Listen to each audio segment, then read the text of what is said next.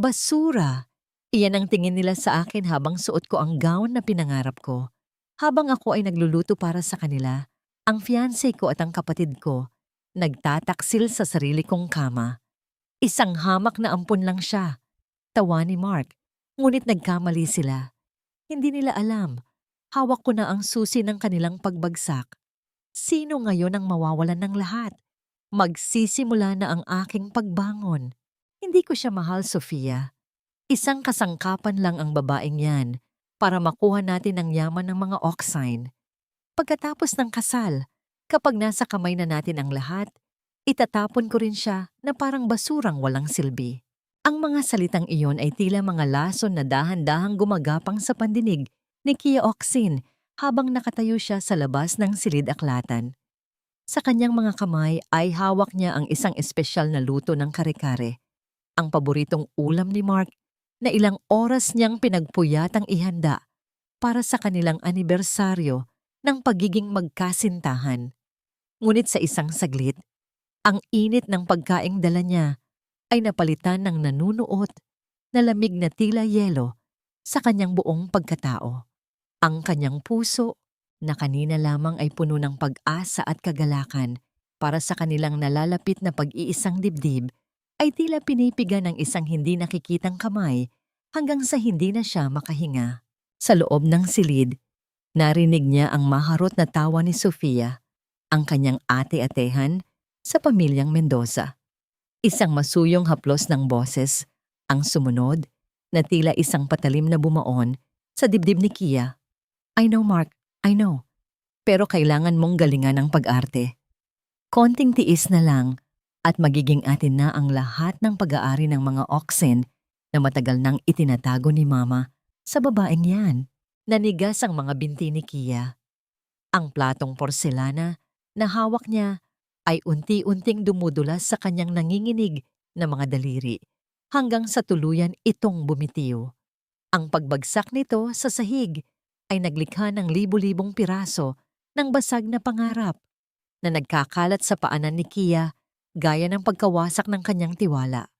Ang ingay ng pagkabasag ay pumunit sa katahimikan ng mansyon at kasabay nito ang pagbukas ng pinto ng silid-aklatan. Tumambad sa kanya si Mark at Sofia na magkayakap. Ang kanilang mga mukha ay bakas, ang pagkagulat na mabilis ding napalitan ng isang mapang-uyam na ngiti mula kay Sofia. Walang pagsisisi, walang hiyang mababakas sa kanilang mga mata.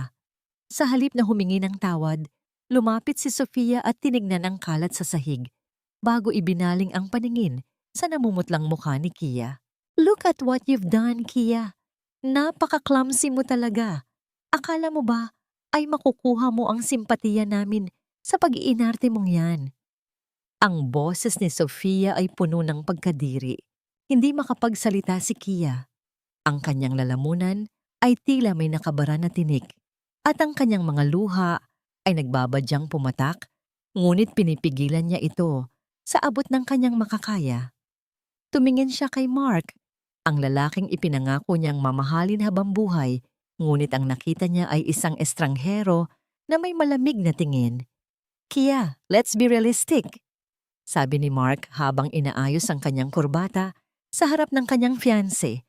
Huwag kang gumawa ng eksena rito. You should be thankful na papakasalan pa rin kita kahit na alam nating lahat na wala kang kwenta kung hindi dahil sa pangalan mo. Bago pa man makasagot si Kia, ang marahas na yabag ng mga takong sa pasilyo ay nagpabaling sa kanilang atensyon. Si Doña Remedios, ang babaeng itinuring niyang ina, ay lumapit na may galit sa kanyang mga mata. Sa halip na yakapin at aluin ang nagdurugong puso ni Kia, isang mabilis at malakas na sampal ang dumapo sa pisngi ng dalaga.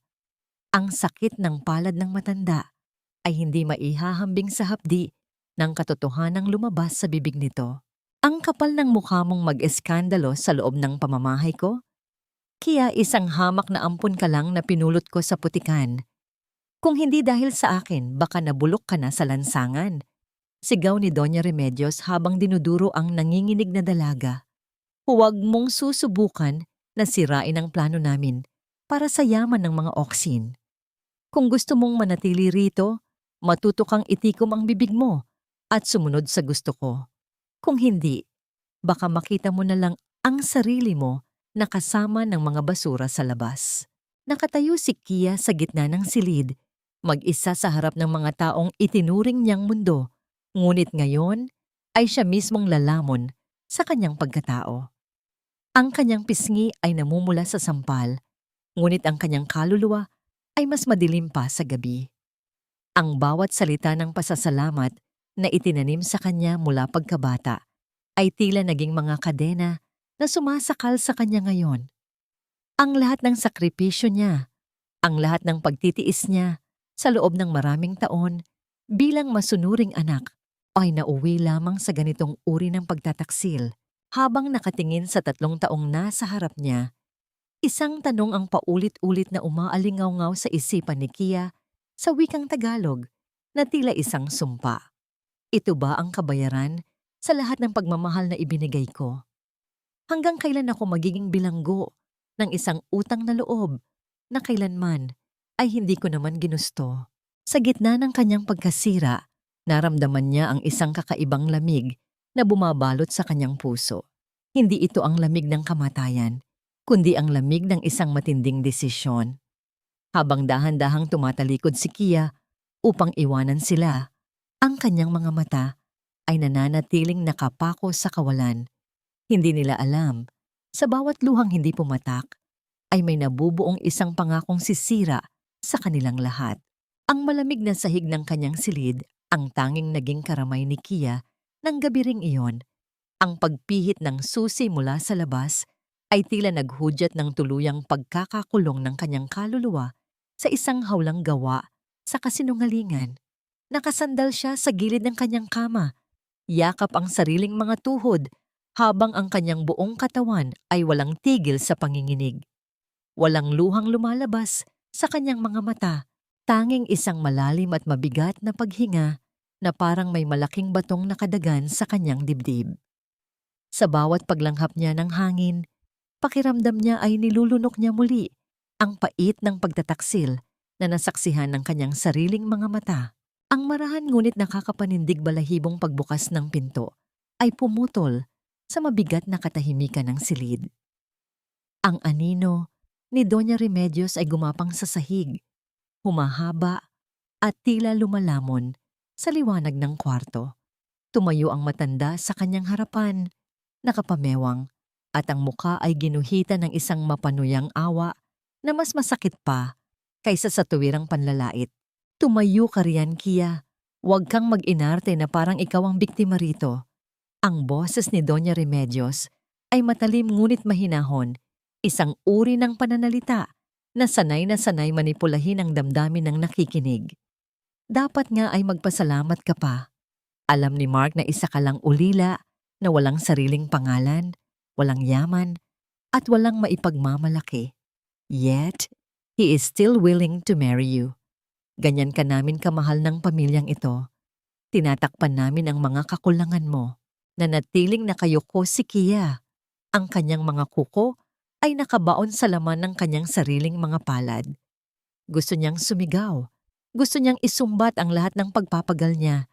Ang paggising ng madaling araw upang ipaghanda sila ng pagkain, ang pag-aasikaso sa mga negosyo ng pamilya na ipinapasa sa kanya ni Sofia, ang paglimot sa sarili niyang mga pangarap, mabayaran lamang ang sinasabi nilang utang na loob. Ngunit ang salitang iyon ay isang matibay na tanikala na matagal nang nakapulupot sa kanyang leeg. Ibinigay ko sa iyo ang lahat, Kia. Binihisan kita, pinakain, at itinuring na parang tunay na anak. Tapos ngayon, isang maliit na pagkakamali lang ni Mark at Sofia, gagawa ka ng malaking iskandalo? They made a mistake. Tao lang sila. At ikaw, wala kang karapatang humusga dahil lahat ng meron ka ngayon ay utang mo sa akin. Kaya punasan mo yung mukha mo, ayusin mo ang sarili mo, at ituloy natin ang kasal na ito na parang walang nangyari. Dahil kung hindi, babalik ka sa pagiging basurang pinulot ko. Matapos bitiwan ang mga salitang yon, muling isinara ng Donya ang pinto. Iniiwan ang dalaga sa mas matinding dilim. Ang mga salita ng kanyang kinikilalang ina ay tila asidong sumunog sa natitirang tiwala ni Kia sa mundong ginagalawan niya. Unti-unti, isang alaalang matagal na niyang ibinaon ang muling lumutang sa kanyang isipan. Isang malabong imahe ng isang babaeng may mahinhing na ngiti na nagheheles sa kanya habang amoy ang sariwang sampagwita. Ang kanyang tunay na ina, ang nag-iisang taong nagmahal sa kanya nang walang hinihinging kapalit, walang isinusumbat at walang nakatagong plano. Sa pag-asang makahanap ng kahit kaunting kalinga mula sa nakaraan, gumapang si Kia patungo sa ilalim ng kanyang kama. Nandoon ang isang lumang maleta na hindi niya kailanman binubuksan sa harap ng mga Mendoza. Sa loob niyon ay nakatago ang isang maliit na kahong kahoy na naglalaman ng kaisa-isang pamana ng kanyang tunay na ina. Isang lumang belo na may burda ng pangalang O. Ito ang kanyang angkla, ang huling hibla ng kanyang tunay na pagkatao na hindi kailanman nakuha ng pamilyang umampon sa kanya. Nanginginig ang kanyang mga daliri nang abutin niya ang maleta. Ngunit nang mahawakan niya ang siper nito, napansin niyang sira na ang kandado. Mabilis na bumilis ang kabog ng kanyang dibdib, tila nag-uunahang mga kabayo sa loob ng kanyang tadyang. Padalos-dalos niyang binuksan ang maleta. Ang kanyang mga lumang damit ay nagulo at nagkalat. Hinagod ng kanyang mga kamay ang bawat sulok, kinakapa ang ilalim ng mga tela, hinahanap ang pamilyar na tigas ng kahong kahoy. Wala. Ang lihim na lagayan ay walang laman. Ang kaisa-isang alaala ng kanyang ina, ang tanging patunay kung sino talaga siya, ay ninakaw. Ang panginginig ng kanyang katawan ay napalitan ng isang nakakapasong takot at matinding galit na sumakal sa kanyang lalamunan. Sino ang kumuha nito? Paano nila nalaman ang tungkol sa kahon? Sa gitna ng gabing iyon, napagtanto ni Kia ang pinakamalupit na katotohanan. Hindi lamang ang kanyang kinabukasan ang ninakaw nila sa kanya, kundi pati na rin ang huling piraso ng kanyang nakaraan. Ang pagbabalik ni Kiyaw sa mansyon ng mga Mendoza ay laging nagdadala ng isang mabigat na ulap ng pormalidad. Bilang panganay na anak, at ngayon ay ang pinakabata at pinakamakapangyarihang presidente ng bansa. Ang kanyang presensya ay sapat na upang patahimikin ang buong kabahayan. Ang mga nagmamadali, ngunit maingat na galaw ng mga kasambahay at ang pagyuko ng mga gwardiya ay malinaw na nagpapahiwatig ng paggalang na may kasamang takot. Para kay Kia, ang pag-uwi ng kanyang kinikilalang kuya ay isang pahinga sana mula sa kalupitan ng kanyang ina-inahan. Ngunit ng gabing iyon, dala pa rin niya ang sariwang sugat ng pagtataksil at ang nagliliyab na hapdi ng pagkawala ng kaisa-isang pamana ng kanyang tunay na ina. Sa hapagkainan, ang hangin ay siksik sa pagkukunwari. Pilit na tinakpan ni Kia ng makapal na pampaganda ang kanyang namumugtong mga mata at namumutlang pisngi upang maiwasan ang mga mapanuring tingin ng mga panauhin. Nakaupo si Mark sa kanyang tabi, nakangiti at nakikipag-usap kay Sofia at Doña Remedios na tila walang anumang nangyaring eskandalo, ilang oras lamang ang nakalilipas. Ang sikmura ni Kia ay nag-iikot sa matinding pagkadiri habang pinapanood niya ang lalaking nangakong magmamahal sa kanya, ngunit lihim na sumisira sa kanyang pagkatao at nakikipagpalitan ng malalagkit na tingin sa kanyang kinikilalang kapatid. Sa kabilang dulo ng mahabang mesa, tahimik na nakaupo si Kiyaw. Ang kanyang madilim at malalalim na mata ay paminsan-minsang dumadapo kay Kia, nagmamasid at tahimik na kumikilatis sa bawat maliit na panginginig ng mga balikat ng dalaga. Upang itago ang kanyang sariling kaba sa harap ng makapangyarihang kapatid ng kanyang nobya, sinubukan ni Mark na ipagmalaki ang kanyang posisyon sa pamamagitan ng pagpapababa kay Kia. "You know, Mr. President," panimula ni Mark, habang tamad, na iniaabot ang kanyang walang lamang baso kay Kia upang pilitin itong magsalin ng alak. Minsan, kailangan ko talagang turuan itong si Kia ng mga tamang gawi sa lipunan. She's too quiet, too timid. Nakakalimutan niya minsan na swerte siyang kukunin ko siyang asawa kahit alam nating lahat na wala siyang sariling pangalan at kayamanan. Ang mga kamay ni Kia na may hawak ng mabigat na bote ng alak ay nanginig ng husto. Ang init ng hiya at pait ay umakyat sa kanyang lalamunan. Ngunit bago pa man tumulo ang alak sa mamahaling mantel ng mesa, isang baritonong boses ang pumutol sa mapang-uyam ng ngiti ni Sofia at ng kanyang ina. Ang alam ko, Mark, ang tunay na lalaki ay hindi ginagawang palamuti o basahan ng kanyang mapapangasawa upang lamang iangat ang sarili niyang halaga sa harap ng ibang tao. Ang malamig na tinig ni Kiao ay tila isang matalim na patalim na humiwa sa hangin sa buong silid. Walang mantsa ng galit sa kanyang mukha, ngunit ang kanyang mga mata ay nag-aapoy sa isang lihim na babala habang nakatingin ng diretso sa nobyo ni Kia. Baka ikaw ang nakakalimot kung saang hapag ka nakaupo ngayon. Biglang naglaho ang yabang sa mukha ni Mark at ang buong silid kainan ay nilamon ng isang nakakasakal na katahimikan. Ang dibdib ni Kia ay pumintig ng mabilis, isang halo-halong pakiramdam ng takot at isang kakaibang init ng pag-asa ang sumibol sa kanyang nanlalamig na puso. Ito ang unang pagkakataon matapos ang napakahabang panahon na may isang taong tumayo upang ipagtanggol siya laban sa kalupitan ng mga taong umabuso sa kanyang kabaitan. Ngunit alam niyang ang proteksyong ito ay pansamantala lamang dahil sa mata ng batas at lipunan, si Kiao ay kanya lamang kapatid sa labas at ang lalaking ito ay nakatali sa mas malalaking responsibilidad para sa bansa.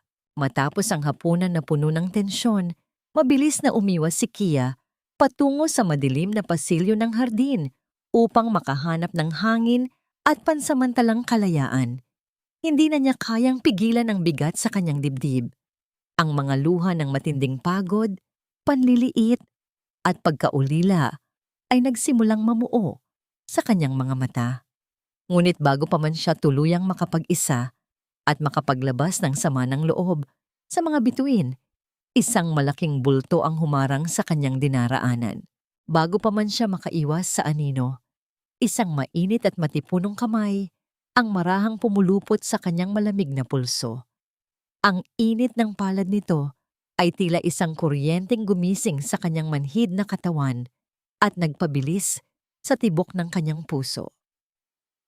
Napaangat ang tingin ni Kia at sinalubong ang malalalim, tila nag-aalalang mga mata ni Kiao na natatamaan ng sinag ng buwan.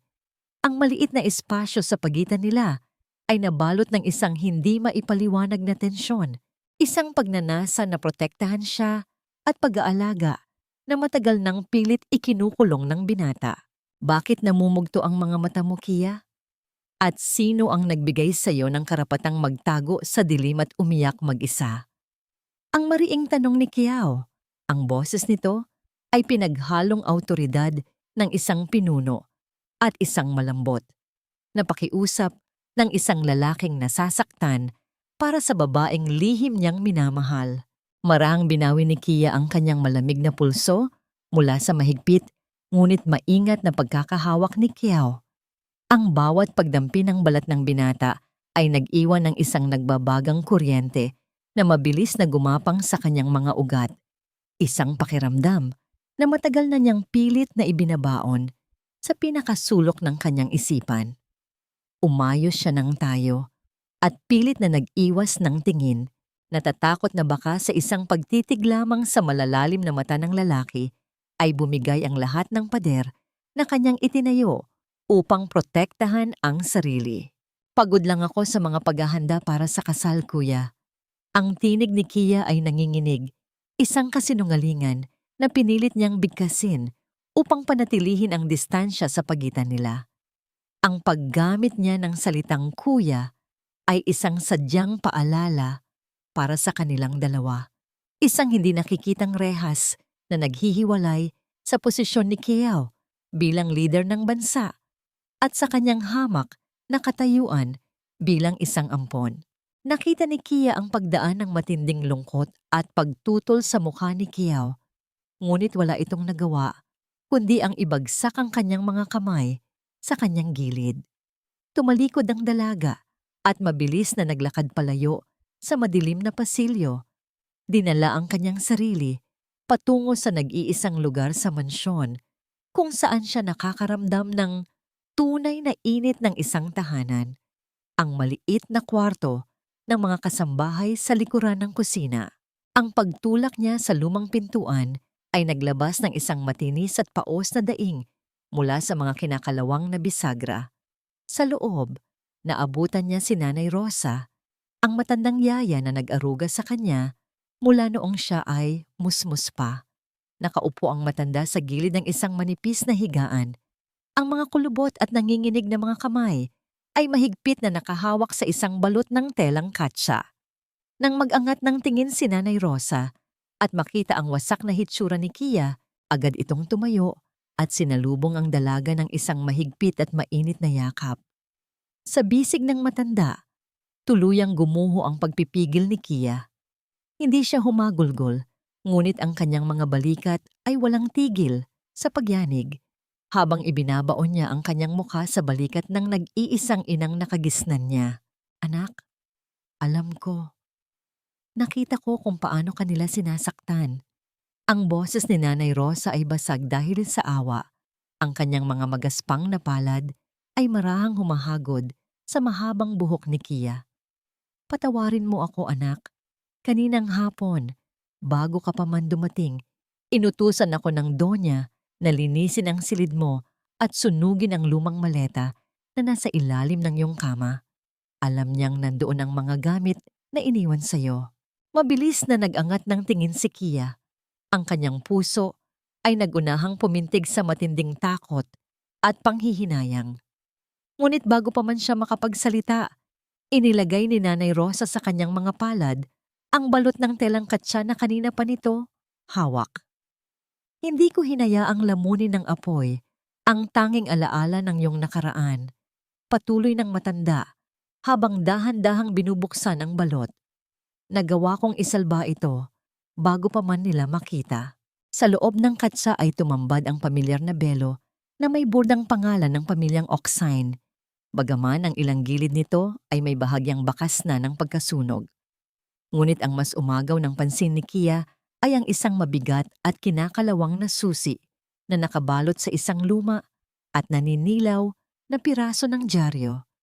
Nanginginig ang mga daliri ni Kia nang kunin niya ang malutong na papel.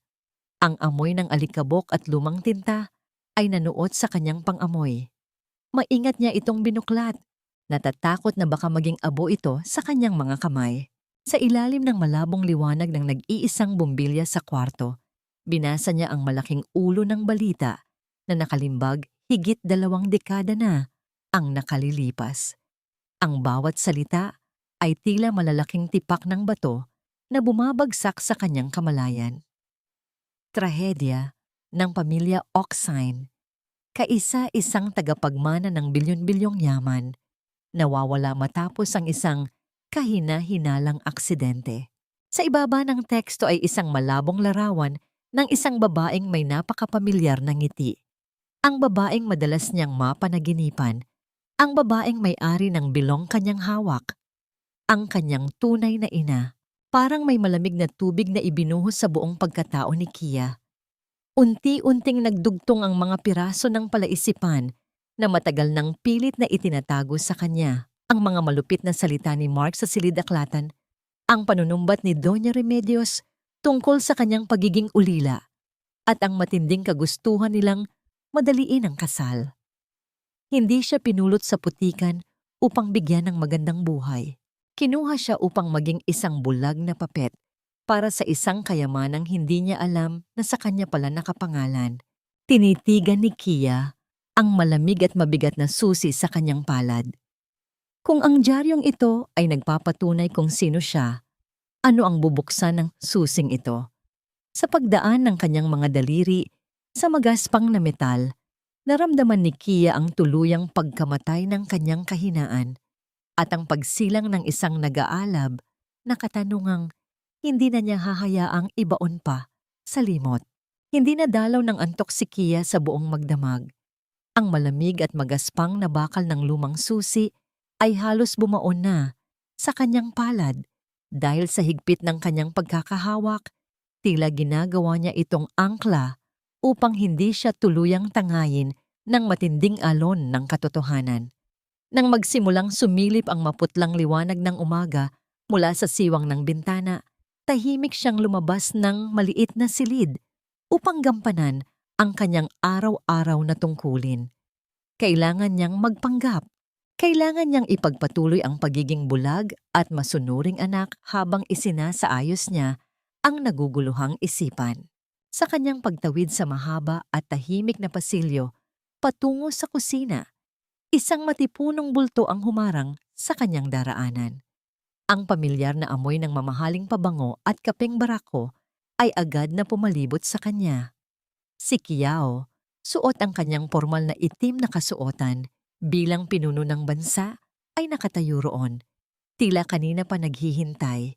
Ang mga mata nito na kadalasang kakikitaan ng lamig at kapangyarihan ay naglalaman ngayon ng isang uri ng pag-aalala na pilit nitong ikinukubli. Lumapit ang binata at walang pasabing inabot ang kamay ni Kia. Ang marahang pagdampi ng malalapad na daliri ni Kiao sa kanyang nanginginig na palad ay naghatid ng isang nakakapasong init na mabilis na gumapang patungo sa kanyang dibdib. Isang maliit at matigas na piraso ng papel ang inipit ng binata sa kanyang mga daliri. Kia, pakinggan mong mabuti ang sasabihin ko. Ang boses ni Kiao ay isang mababa at mariing bulong. Sapat lamang upang silang dalawa ang makarinig. May mga bagong bisita ang mama na darating na po ngayong araw. Mga taong hindi mo dapat pagtiwalaan. In fact, huwag kang magtitiwala kahit kanino sa loob ng bahay na ito. Not even Mark. Kung makaramdam ka ng panganib, use that number. Ako mismo ang sasagot. Bago pa man makapagtanong si Kia, mabilis na lumayo si Kiao at nagpatuloy sa paglalakad palabas ng mansyon. Iniiwan ng dalaga na may mabilis na pagtibok ng puso at isang bagong takot na unti-unting namumuo sa kanyang isipan. Pagsapit ng tanghali, ang pag-ikot ng mga gulong ng isang marangyang sasakyan sa maliliit na bato ng driveway ay naghudyat ng pagdating ng tinutukoy ni Kiao. Mula rito ay bumaba ang isang lalaking may matalim na mga mata at nakakakilabot ng ngiti. Si Sheng, isang kilalang maimpluwensyang negosyante na madalas napapabalitang nasasangkot sa mga iligal at maruruming transaksyon. Mabilis siyang sinalubong ni Mark at Sofia at sama-sama silang nagtungo sa pribadong silid-libangan sa ikalawang palapag. Gaya ng nakasanayan, si Kia ang inutusan ni Doña Remedios na magdala ng maiinit na inumin para sa mga panauhin.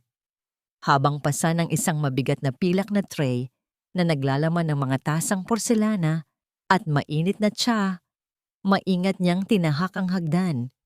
Nang malapit na siya sa silid, napansin niyang ang mabigat na pintuang kahoy ay hindi lapat at naiwang nakawangwang ng bahagya. Ang usapan sa loob ay malinaw na tumawid sa tahimik na pasilyo. Are you sure this little orphan of yours won't cause trouble, Mark? Ang boses ni Sheng ay may kasamang paghamak at pag-aalinlangan. Malaking pera at kapangyarihan ang nakataya rito kapag nakuha na natin ang lahat ng assets ng mga Oxine. Hindi tayo pwedeng magkamali. Narinig ni Kia ang mahinang paghalakhak ng kanyang nobyo. Ang tawang dati ay nagbibigay sa kanya ng saya. Ngayon ay tila kamandag na sumisira sa kanyang pagkatao. Relax, Sheng. Si Kia, she's too blinded by her loyalty. Ang utang na loob niya kina mama ang magsisilbing kadena niya hanggang sa araw ng kasal natin. Pipirma siya sa lahat ng dokumento nang walang tanong-tanong. Ang kasunod na sinabi ng panauhin ang tuluyang nagpayelo sa mainit na dugong na nananalaytay sa katawan ni Kia. Good! Ang malamig na tugon ni Sheng na may halong panganib. Dahil kapag napirmahan na niya ang marriage contract at ang deed of transfer, hindi na natin siya kailangan. Nakahanda na ang mga tao ko para sa isang malagim na aksidente sa inyong honeymoon. Isang trahedya na mag-iiwan sa'yo bilang nag-iisang tagapagmana at tuluyang bubura sa huling dugong oksin sa mundong ito. Parang tumigil ang mundo ni Kia. Hindi napawi ng init ng tsa sa hawak niyang tray ang lamig na bumalot sa kanya. Nahihirapan siyang huminga at nagdilim ang kanyang paningin sa takot. Hindi lang pangalan at yaman ang nais agawin sa kanya. Maging ang araw ng kanyang kasal ay ginawa nilang araw ng kanyang kamatayan. Ang pagbuhos ng malakas na ulan ng gabing iyon ay tila nakisimpatiya sa nagwawalang damdamin ni Kia. Matapos marinig ang malagim na plano ni Mark at Sheng, pakiramdam niya ay isa siyang bilanggo na naghihintay na lamang sa araw ng pagbitay. Bawat patak ng ulan na tumatama sa bubungan ng lumang gazebo sa likod ng hardin ay kasing bigat ng mga luha na matagal na niyang pinipigilan. Wala na siyang tiwala kahit kanino, maging sa sarili niyang anino sa loob ng mansyong yon na nagkukubli ng matitinding kasinungalingan. Sa gitna ng dilim at ng malamig na hangin, nakaupo si Kia sa sahig ng gazebo, yakap ang sarili, at patuloy na nanginginig, hindi lamang dahil sa ginaw, kundi dahil sa labis na takot at pag-iisa.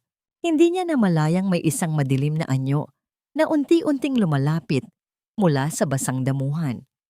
Pagsapit ng taong iyon sa ilalim ng gazebo, agad na natakpan ng malapad at tuyong kasuotan ang nanginginig na mga balikat ni Kia. Ang pamilyar na init at amoy ng lalaking nag-alok sa kanya ng proteksyon kaninang umaga ay muling bumalot sa kanya. Nilingon niya si Kiao. Ang suot nitong formal na puting polo ay basang-basa. Ang buhok ay nakadikit sa noo dahil sa ulan at sa kanyang kanang palad ay may mahabang gasgas na nagdurugo ng bahagya. Marahil dahil sa pag-iwas sa matatalim na sanga sa pagmamadali nitong hanapin siya sa dilim. Bakit ka nasa labas, Kia? Nag-aalalang tanong ni Kiao. Wala na akong mapupuntahan. Paos na sagot ni Kia, lumuluha. Mamamatay ako roon. Sa pagbagsak ng depensa ni Kia, agad na lumuhod si Kiao sa kanyang harapan. Ang mga matipuno nitong kamay ay maingat na humawak sa malamig na mga pisngi ng dalaga. Iniaangat ang mukha nito upang salubungin ang kanyang nag-aapoy na paningin. Wala silang gagawing masama sa'yo.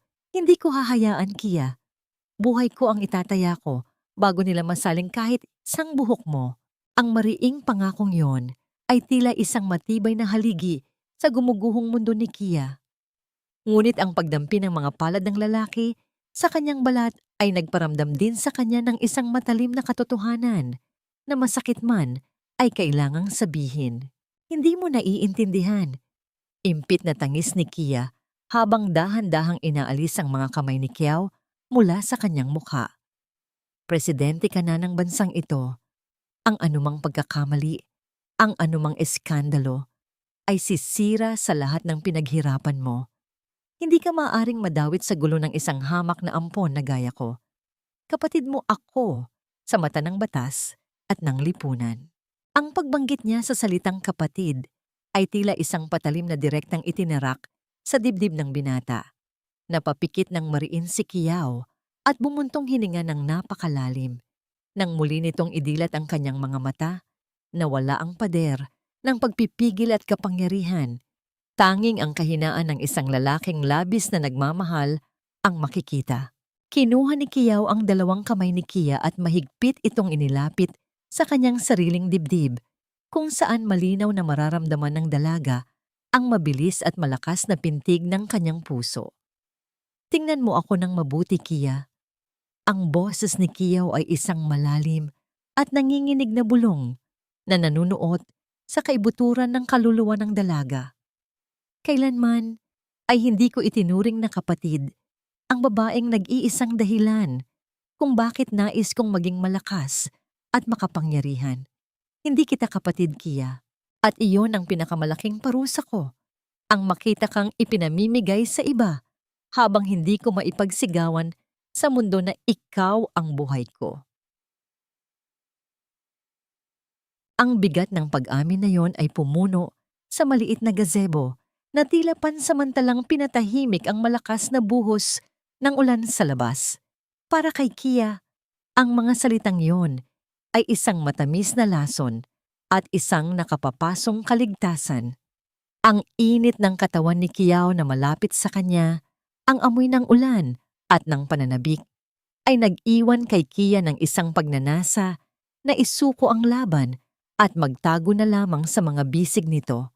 Ngunit sa likod ng pagmamahal na iniaalay nito, alam ni Kia na bawat hakbang niya patungo sa lalaking ito ay magdadala lamang ng mas malaking kapahamakan sa kanilang dalawa. Ang ganda-ganda mo naman yata ngayong gabi, Kia. Halika nga rito. Pakita mo sa lahat kung gaano ka ka-proud na maging bride ko. Ang tinig ni Mark ay punong-puno ng mapanuyang tamis, habang ang kanyang mga kamay ay marahas na pinalibot sa baywang ni Kia sa harap ng maraming panauhin sa loob ng engranding bulwagan ng mansyon.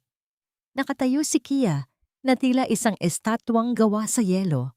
Ang kanyang mga kamay ay mahigpit na nakakuyom sa ilalim ng kanyang bestida. Ang bawat pagdampi ng labi ni Mark sa kanyang pisngi ay nag-iiwan ng isang malagkit at nakakadiring pakiramdam na tila binabalot siya ng putik sa harap ng lahat. Habang pinapanood sila ng mga tao na may halong paghanga, tanging ang sariling tibok ng puso ni Kia ang naririnig niya. Mabilis, takot, at punong-puno ng pagkasuklam. Sa sulok ng kanyang mga mata, nakita niya si Kiao na nakatayo sa tabi ng pintuan. Ang kanyang panga ay mahigpit na nakatikom at ang kanyang mga kamao ay tila nanginginig sa matinding pagpipigil. Gustong sumigaw ni Kia. Gustong tumakbo patungo sa lalaking nag-alok sa kanya ng tunay na kalinga kagabi. Ngunit ang bawat galaw niya ay binabantayan ng mapanuring mata ni Doña Remedios. Ang matanda ay nakangiti sa mga panauhin. Ngunit ang kanyang mga titig kay Kia ay tila mga babala ng isang darating na bagyo. Hindi nagtagal, ang kagalakan ng piging ay naputol ng isang matinis na sigaw mula kay Sofia. Ang lahat ng atensyon ay nabaling sa dalaga na ngayon ay mabilis na hinahalongkat ang kanyang mamahaling bag.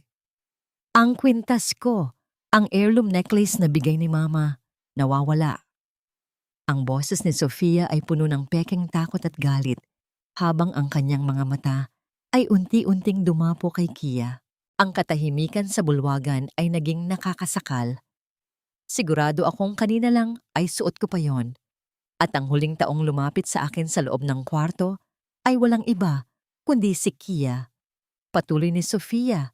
Ang kanyang daliri ay direktang nakaturo sa nanginginig na dalaga. Wala akong kinuha, Sofia. Ang boses ni Kia ay mahina, ngunit may paninindigan, bagaman ang kanyang tuhod ay nagsisimulang manghina. Hindi ako pumasok sa kwarto mo, ngunit bago pa man makapagtanggol si Kia, ang marahas na paghila ni Doña Remedios sa kanyang braso ay nagpalingon sa kanya. Ang matanda ay walang pasabing nag-utos sa mga gwardiya na halughugin ang maliit na silid ni Kia. Sa loob ng ilang minuto, ang katahimikan ay muling napunit nang bumalik ang isang tauhan na hawak-hawak ang isang makinang na kwintas na brilyante. Natagpuan ito sa ilalim ng unan ni Kia.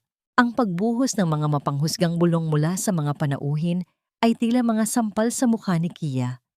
Alam niyang ito ay isang bitag, isang planong idinisenyo upang hiyain siya sa harap ng lahat, lalo na sa harap ni Kiao. Lumapit si Doña Remedios. Ang kanyang mukha ay nag-aapoy sa galit na tila siya ang tunay na biktima. Napakawalang hiya mo, Kia. Ang sigaw ng Donya ay umalingaw-ngaw sa buong bulwagan, sapat upang ang bawat sulok ay makarinig. Pinakain kita, binihisan, at itinuring na pamilya, at ganito ang isusukli mo? Pagnanakaw ka. Mama, hindi ko po yun ginawa. Tumahimik ka. Isang mabilis na sampal ang dumapo sa pisngi ni Kia na naging dahilan upang mapalingon ang kanyang ulo sa lakas ng impact. Hindi pa doon natapos ang lahat. Luluhod ka sa harap ni Sofia. Luluhod ka at hihingi ng tawad sa harap ng lahat ng taong narito kung ayaw mong ipakulong kita ngayon din. Ang bawat hibla ng dignidad ni Kia ay tila pinupunit. Tumingin siya sa paligid. Nakita niya ang mapanuyang ngiti ni Mark at ang tagumpay sa mga mata ni Sofia. Ngunit ang pinakamasakit ay ang makita si Kiyaw na dahan-dahang humahakbang palapit. Ang mukha ay blangko, ngunit ang mga mata ay sumisigaw ng sakit dahil sa kawalan ng magawa sa harap ng maraming saksi at media. Sa ilalim ng matinding presyur at sa bigat ng utang na loob na laging ibinabato sa kanya, dahan-dahang naramdaman ni Kia ang pagtama ng kanyang mga tuhod sa malamig at matigas na marmol na sahig. Ang bawat sentimetro ng kanyang pagbaba ay tila 1,000,000 taon ng paghihirap. Nakayuko siya, ang kanyang buhok ay tumatakip sa kanyang basang mukha, habang ang tawa ni Sofia ay tila mga tinik na tumutusok sa kanyang kaluluwa. Sa gitna ng kanyang pagkakaluhod, isang katanungan ang pilit na gumagapang sa kanyang isipan, na tila isang huling bulong ng kanyang naghihingalong pag-asa. Hanggang kailan ko kailangang maging anino sa sarili kong buhay? Ang pagkakadapa ba ang tanging paraan upang makita ko ang lawak ng langit na nais kong abutin? Huwag mong dungisan ang pamamahay ko ng iyong kahirapan, Rosa. Lumayas ka at huwag ka nang babalik dito. Ang mga salitang iyon ni Doña Remedios ay tila mga kulog na mas malakas pa kaysa sa tunay na bagyong humahagupit sa labas ng mansyon. Sa gitna ng madilim na gabi, habang ang ulan ay walang tigil sa pagbuhos na parang mga luhang mula sa langit, itinulak ng mga gwardiya ang matandang si Nanay Rosa palabas ng malaking tarangkahan. Ang tanging dala ng matanda ay isang maliit na balutan ng mga damit at ang kanyang panghihina. Nakatayo si Kia sa balkonahe. Ang kanyang mga kamay ay mahigpit na nakakapit sa rehas hanggang sa mamuti ang kanyang mga kasukasuan. Gusto niyang tumakbo, gusto niyang sumigaw. Ngunit ang matalim na kuko ni Doña Remedios ay nakabaon sa kanyang balikat. Isang tahimik na babala na ang anumang pagkilos niya ay mas lalong magpapahirap sa matanda. Ang kanyang puso ay tila isang piraso ng baso na dahan-dahang dinudurog, bawat hininga ay may kasamang hapdi na hindi kayang pawiin ng anumang gamot. Nang sa wakas ay bitawan siya ng donya, hindi na nag-isip si Kia. Mabilis siyang tumakbo pababa ng hagdan, binaybay ang malawak na hardin, habang ang bawat hakbang niya ay lumulubog sa basang lupa. Ang lamig ng ulan ay nanunuot sa kanyang manipis na suot, ngunit wala siyang pakialam. Ang tanging nasa isip niya ay ang mukha ni Nanay Rosa, ang babaeng nagbigay sa kanya ng init nang ang mundo ay malamig, ang babaeng naging sandigan niya sa bawat hagupit ng pamilya Mendoza. Sa dulo ng driveway, sa ilalim ng isang matandang puno ng nara, natagpuan niya si Nanay Rosa na nakasalampak sa putikan. Ang matanda ay tila isang tuyong dahon na pilit na lumalaban sa hangin. Mabilis na lumuhod si Kia sa tabi nito. Kinukuha ang nanginginig na katawan ng matanda at isinasandal sa kanyang sariling dibdib. Ang init ng kanyang mga luha ay humahalo sa malamig na tubig ng ulan. Nanay, Nanay Rosa, nandito na ako. Huwag niyo po akong iwan.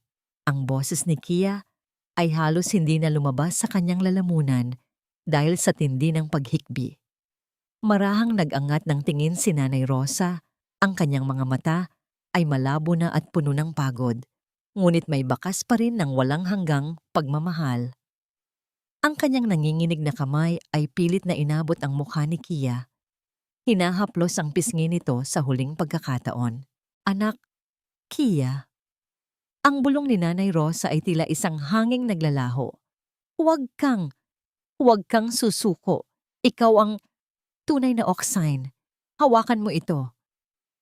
Mula sa ilalim ng kanyang basang baro, inilabas ni Nanay Rosa ang isang maliit na digital recorder. Isang bagay na itinago niya ng buong ingat sa gitna ng kaguluhan. Nandito ang lahat, ang pag-amin ng Donya, ang plano nila ni Mark. Gamitin mo ito para mabuhay ka ng malaya. Pagkatapos bitiwan ang mga salitang iyon, naramdaman ni Kia ang unti-unting pagbigat ng kamay ni Nanay Rosa sa kanyang pisngi hanggang sa tuluyan itong bumitiw at lumaylay sa putikan. Ang huling hininga ng matanda ay isang mahabang buntong hininga na tila nagdadala ng lahat ng pait ng kanyang buhay patungo sa katahimikan. Ang katawan ni Nanay Rosa ay naging malamig sa loob ng mga bisig ni Kia. Sa gitna ng dilim at ng walang tigil na buhos ng ulan, ang katahimikan ay naging nakakasakal. Walang tunog ng pagtangis, walang sigaw ng galit. Tanging ang tunog ng sariling puso ni Kia na dahan-dahang tumitigas na parang bato. Ang kanyang mga mata, na dati ay puno ng takot at pag-aalinlangan, ay unti-unting nagbago. Ang ningning ng kabaitan ay napalitan ng isang madilim at nagbabagang apoy ng determinasyon. Dahan-dahang ibinaba ni Kia ang katawan ni Nanay Rosa sa lupa. Inayos ang basang buhok nito at hinalikan ng malamig na noo ng matanda. Tumayo siya ng tuwid. Ang kanyang kasuotan ay puno ng putik at dugo. Ngunit ang kanyang tindig ay hindi na gaya ng dati. Sa kanyang kamay, mahigpit niyang hinawakan ng recorder, ang kanyang sandata, ang huling regalo ng kanyang huling tunay na kapamilya. Tumingin siya pabalik sa mansyon ng mga Mendoza, kung saan ang mga ilaw ay nagniningning ng walang pakundangan sa gitna ng trahedya. Isang malamig na ngiti ang sumilay sa kanyang mga labi. Isang ngiting hindi pa nakikita ng kahit na sino. Ang Kia na kilala nila, ang mahinhin, ang masunurin, ang sunod-sunuran, ay tuluyan ng nilamon ng dilim ng gabing ito. Sa bawat patak ng ulan na tumatama sa kanyang balat, isang bahagi ng kanyang puso ang namamatay at isang bahagi ng kanyang paghihiganti ang isinisilang. Ang katahimikan sa ilalim ng puno ng nara ay hindi na isang tanda ng pagkatalo, kundi isang hudyat ng pagsisimula ng isang digmaang hindi kailanman inakala ng mga Mendoza na darating sa kanilang pintuan. Ang panahon ng pag-iyak ay natapos na kasabay ng paglilibing kay Nanay Rosa sa isang liblib at payak na sementeryo.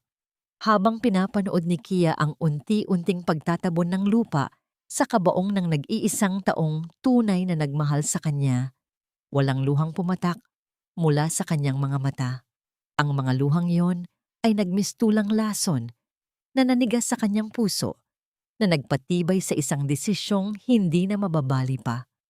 Nakatayo siya roon, suot ang isang simpleng itim na bestida, habang ang hangin ay marahang humahaplos sa kanyang muka na tila isang huling pamamaalam.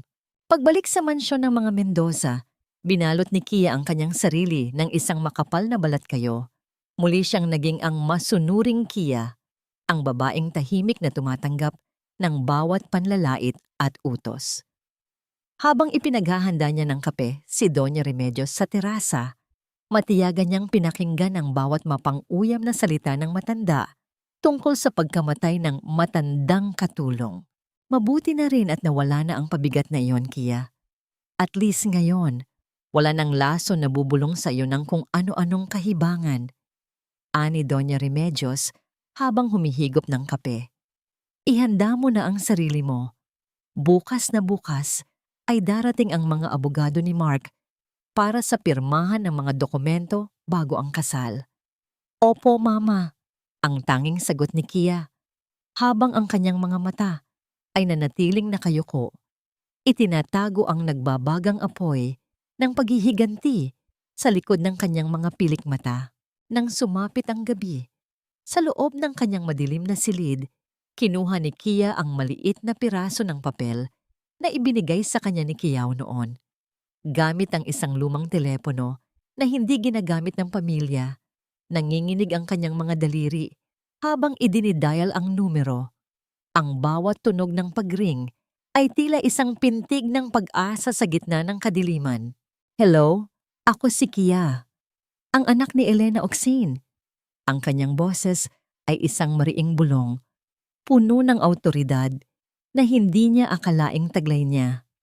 Nandito sa akin ang katotohanan at kailangan ko ng tulong niyo upang mabuksan ang pinto ng hustisya.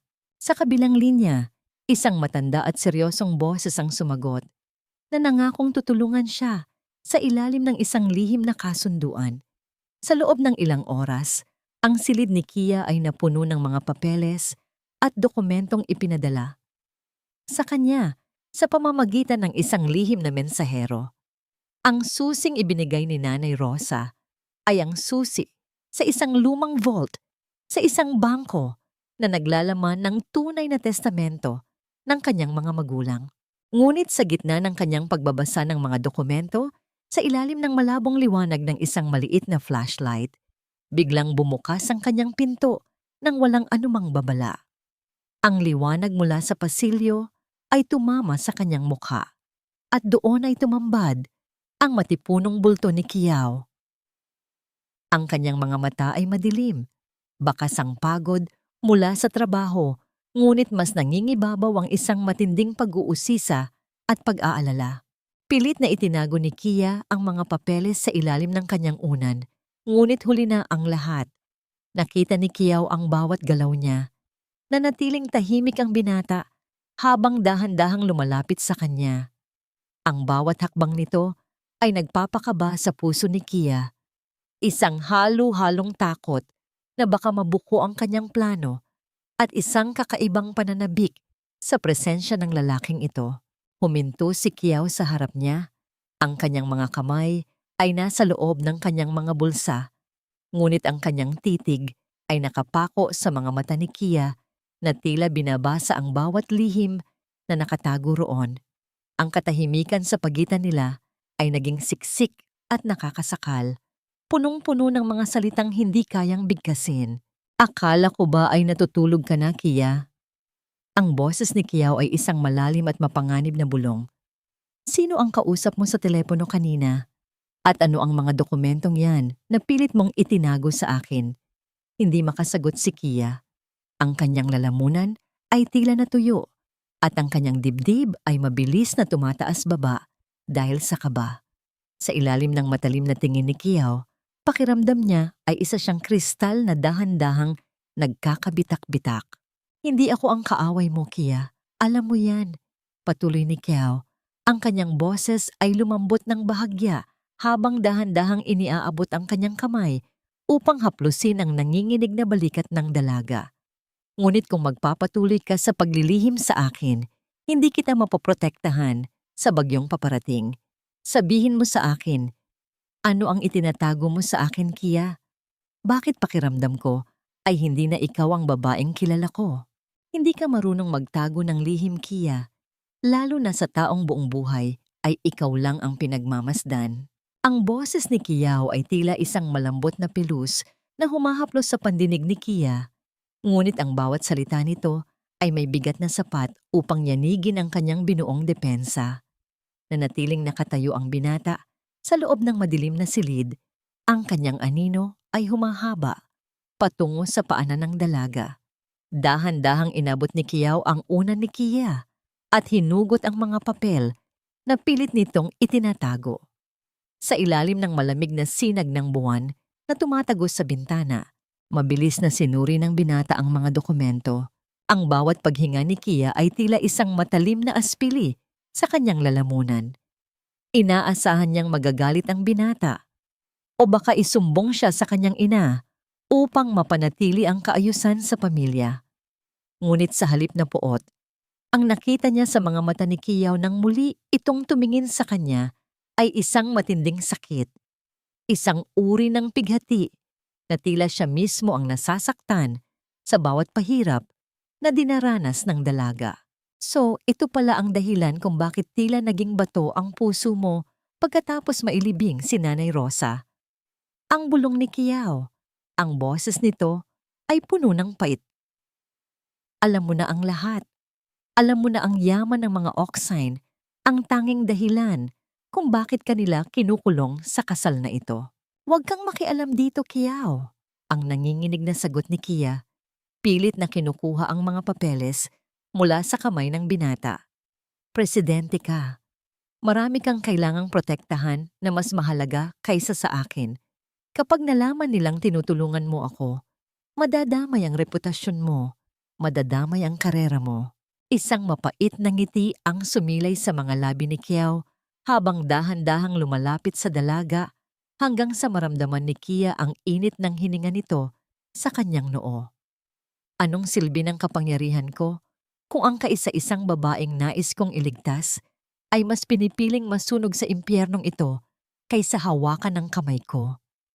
Kia, hindi mo kailangang mag-isa. Bago pa man makasagot ang dalaga, ang marahas na pagkatok sa pinto ay bumasag sa kanilang sandali. Ang tunog ng mga yabag ng takong sa labas ay nagpahiwatig ng pagdating ni Doña Remedios. Mabilis na itinago ni Kiao ang mga papeles sa loob ng kanyang formal na polo at hinarap ang pinto bago pa man ito tuluyang bumukas. Kinabukasan, isang marangyang tanghalian ang inihanda sa hardin ng mansyon para sa mga malalapit na kaibigan ng pamilya. Ang maskara ng kabaitan ay muling isinuot ni na Doña Remedios, Mark at Sofia, habang ang bawat tawanan at kwentuhan ay pumupuno sa hangin. Si Kia ay nanatiling anino sa likuran, nag-aabot ng mga inumin at sumusunod sa bawat utos na parang isang robot. Ang bawat mapang-uyam na tingin ni Sofia at ang malalagkit na haplos ni Mark sa kanyang balikat ay tinitiis niya, habang sa loob niya ay binibilang na lamang niya ang mga sandali hanggang sa kanyang paglaya. Ang golden moment ng hapon na yon ay nang utusan ni Doña Remedios si Kia na ayusin ang mga bulaklak sa gitna ng mesa. Maingat na pinili ni Kia ang mga puting rosas, ang parehong bulaklak na inilagay niya sa ibabaw ng puntod ni Nanay Rosa kahapon. Para sa mga Mendoza, ito ay dekorasyon lamang, ngunit para kay Kia, ito ay isang tahimik na pagpupugay at isang lihim na deklarasyon ng digmaan na tanging siya lamang ang nakakaalam.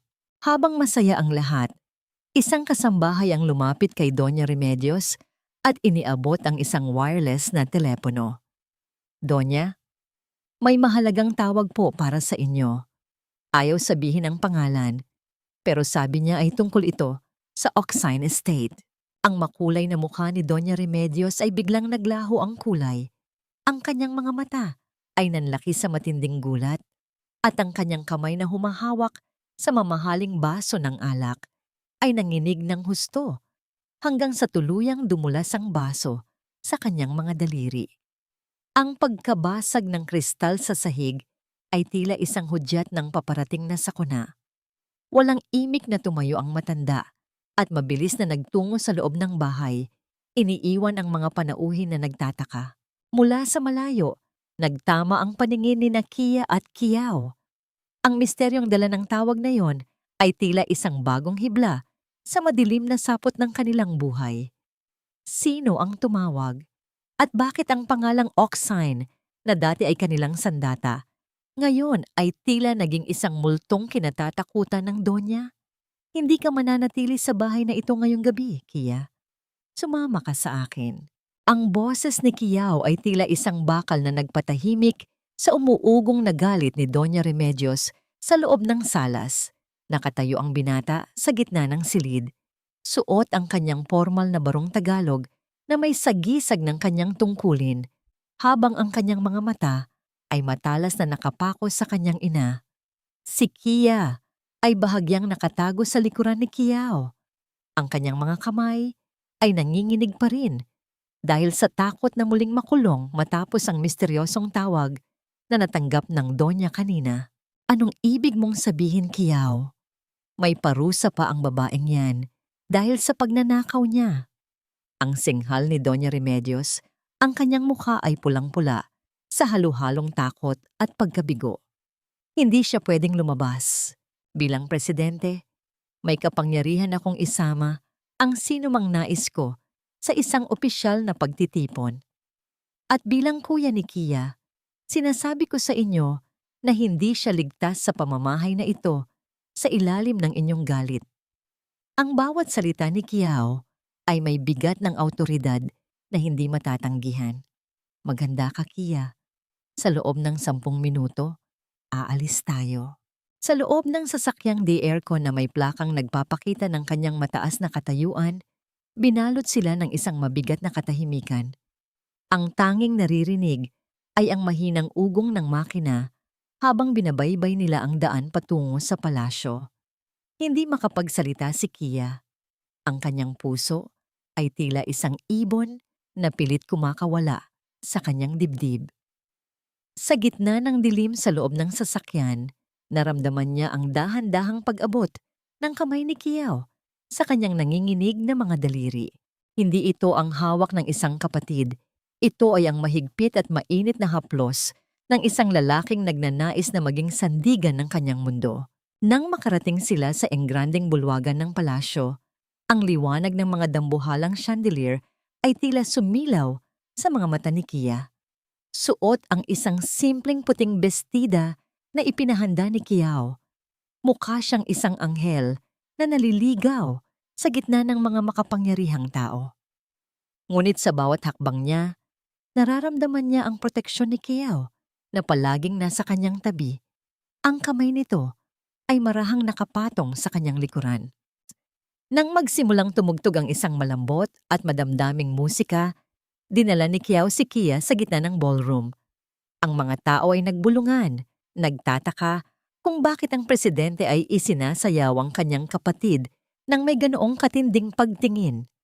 Sa ilalim ng mahinang liwanag, naramdaman ni Kia ang pagpulupot ng mga braso ni Kiao sa kanyang baywang at ang kanyang mga kamay ay dahan-dahang pumatong sa malalapad na balikat ng binata. Kiao, hindi ito tama. Tinitingnan tayo ng lahat. Ang bulong ni Kia. Ang kanyang hininga ay humahalo sa amoy ng pabango at kape ni Kiao. Hayaan mo silang tumingin, Kia. Sa gabing ito, walang Doña Remedios, walang Mark, at walang mga kasinungalingan.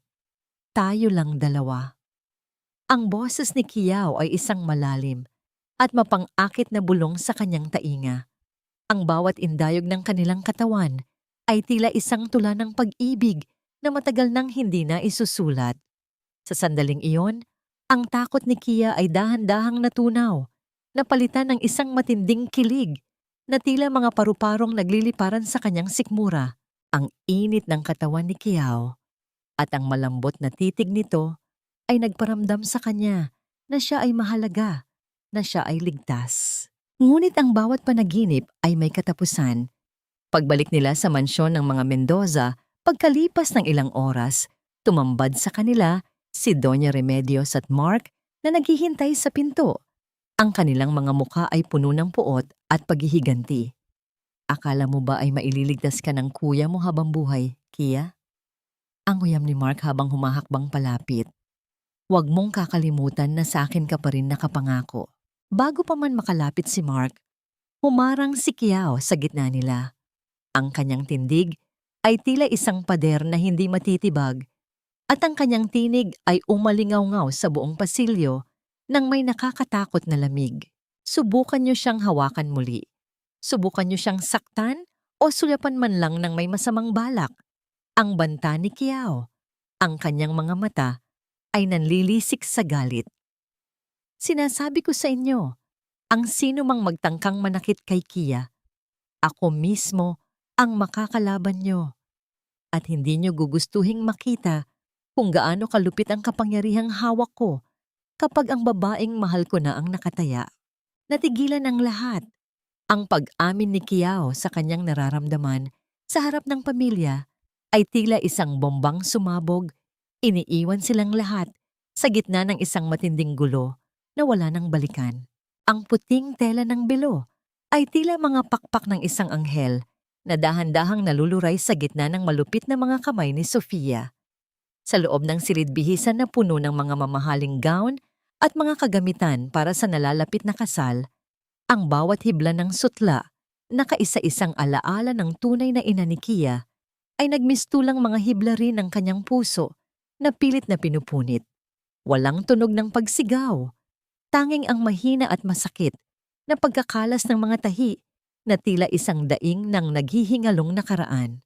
Akala mo ba ay hahayaan kitang isuot ito sa araw ng kasal mo, Kia? Ang uyam ni Sofia. Ang kanyang mukha ay baluktot sa inggit habang tinitingnan ang puti at eleganteng gown na suot ng dalaga. Kahit anong pilit mong maging maganda, isa ka pa ring hamak na ampon. At ang basurang ito, hindi ito nararapat sa isang Mendoza. Sa bawat paghila ni Sofia sa marupok na tela, nararamdaman ni Kia ang unti-unting pagkawala ng huling init na nag-uugnay sa kanya sa kanyang tunay na pagkakakilanlan. Pinanood niya ang mga piraso ng puting tela na dahan-dahang nalalaglag sa sahig, tila mga talulot ng bulaklak na natuyo at namatay bago pa man makasibol. Inaasahan ni Sofia na iiyak si Kia na magmamakaawa ito at luluhod gaya ng dati. Ngunit sa pagkakataong ito, nanatiling nakatayo si Kia ng tuwid. Walang luha sa kanyang mga mata. Tanging isang malamig at matalim na ningning na tila isang talim ng kutsilyo. Isang dahan-dahang nangiti ang sumilay sa mga labi ni Kia. Isang nangiti na nagpatigil sa tawa ni Sofia at nagdulot ng isang kakaibang kilabot sa silid. Salamat, Sofia. Ang boses ni Kia ay kasing lamig ng hangin sa sementeryo. Salamat sa pagpapaalala sa akin na sa bahay na ito, ang mga magagandang bagay ay kailangang sirain bago sila muling mabuo ng mas matibay. Ituloy mo lang ang ginagawa mo. Dahil ang bawat hibla na pinupunit mo ay magiging dahilan ng tuluyan ninyong pagbagsak. Matapos ang insidenteng iyon, nagtungo si Kia sa maliit na silid na dati ay tinutuluyan ni Nanay Rosa. Sa kanyang pag-aayos ng mga lumang gamit ng matanda, isang maliit na drawer sa ilalim ng kama ang kanyang nabuksan. Sa loob nito ay nakatago ang isang selyadong sobre na naglalaman ng mga resibo ng ospital at mga sulat pasasalamat. Habang binabasa ni Kia ang mga dokumento, ang kanyang puso ay tila nakaramdam ng isang matinding hampas ng emosyon. Ang lahat ng gastusin sa gamot ni Nanay Rosa, ang mga espesyal na pagkain na natatanggap nito, at maging ang lihim na pagpapadala ng tulong sa pamilya ng matanda sa probinsya, ang lahat ng ito ay binayaran ni Kiao. Sa loob ng maraming taon, habang si Kia ay nagdurusa sa kamay ni Doña Remedios, ang binata ay palihim na gumagawa ng paraan upang pagaanin ang buhay ng tanging taong nagmamahal sa dalaga. Ang bawat piraso ng papel ay may lagda ni Kiao. Ang bawat halaga ay patunay ng isang pag-ibig na hindi kailanman naghangad ng pasasalamat. Naramdaman ni Kia ang pag-akyat ng isang mainit na bugso ng damdamin sa kanyang dibdib. Sa gitna ng lahat ng kasinungalingan at kalupitan ng mga Mendoza, si Kiao ang kanyang naging anino ng proteksyon na hindi niya kailanman napansin. Sa gabing iyon, habang nakatitig si Kia sa wasak na belo, sa kanyang kandungan at sa mga resibong hawak niya, isang matinding determinasyon ang tuluyang namuo sa kanyang kaluluwa. Hindi na lamang ito tungkol sa kanyang yaman o sa kanyang nakaraan. Ito ay tungkol sa pagmamahal na isinakripisyo ni Kiao para sa kanya. Habang ang buwan ay nagbibigay ng maputlang liwanag sa kanyang silid, isang katanungan ang naglaro sa isipan ni Kia na tila isang huling babala sa kanyang mga kaaway. Handa na ba silang harapin ang galit ng isang babaeng wala nang kinatatakutan dahil natagpuan na niya ang tanging dahilan upang lumaban? Ang gabing ito ay dapat na maging pinaka-engrandeng kabanata sa kasaysayan ng pamilya Mendoza. Ang malawak na bulwagan ng palasyo ay puno ng mga dambuhalang chandelier na naglalabas ng nagniningning na liwanag, tila mga brilyanteng nakasabit sa langit. Ang amoy ng mamahaling alak at ang halimuyak ng mga sariwang bulaklak ay humahalo sa ingay ng mahinhin at mapagkunwaring tawanan ng mga elitista. Nakatayo si Kia sa gitna ng lahat, suot ang isang itim na gown na tila isang huling pagpupugay sa kanyang namayapang yaya at sa kanyang ninakaw na pagkatao. Sa tabi niya, si Mark ay mukhang nagtatagumpay. Ang kanyang mukha ay puno ng yabang habang hawak ang kamay ni Kia. Ipinapakita sa buong mundo ang premyo na magbibigay sa kanya ng bilyon-bilyong yaman. Si Doña Remedios naman ay abala sa pakikipag-usap sa mga maimpluwensyang tao. Ang kanyang mukha ay nagliliwanag sa pag-asang sa wakas ay makukuha na nila ang lahat ng ari-arian ng mga oksin. Ngunit sa bawat hakbang at bawat ngiti, nararamdaman ni Kia ang bigat ng lihim na dala niya. Ang maliit na digital recorder sa loob ng kanyang maliit na bag ay tila isang nagbabagang uling na handang sumunog sa buong mansyon. Ladies and gentlemen, ang boses ni Mark ay umalingaw-ngaw sa buong bulwagan nang tumuntong siya sa maliit na entablado. Ngayong gabi, bago ang aming pag-iisang dibdib, nais naming ibahagi sa inyo ang ilang mga alaala ng aming pagmamahalan. Ang malawak na projector screen sa gitna ng entablado ay dahan-dahang bumaba. Ang lahat ay tumahimik, naghihintay ng mga romantikong larawan at video. Ngunit nang magsimulang tumakbo ang file, ang mga ngiti sa labi ng mga Mendoza ay dahan-dahang naglaho, napalitan ng isang matinding kilabot na tila hininga ng kamatayan. Hindi mga larawan ng kasal ang lumabas. Sa halip, ang malinaw na video ni Mark at Sofia sa loob ng silid-aklatan, ang kanilang mga mapangahas na kilos at ang kanilang malinaw na pag-amin sa pagtataksil kay Kia ay bumulaga sa bawat panauhin. Ang bawat salita ng kanilang plano na gamitin si Kia at patayin ito pagkatapos ng kasal ay umalingaw-ngaw sa bawat sulok ng bulwagan, kasing linaw ng tunog ng isang kampana sa hating gabi. Ang katahimikan sa loob ng ballroom ay naging nakakasakal. Ang bawat panauhin ay tila naging estatwa sa tindi ng gulat.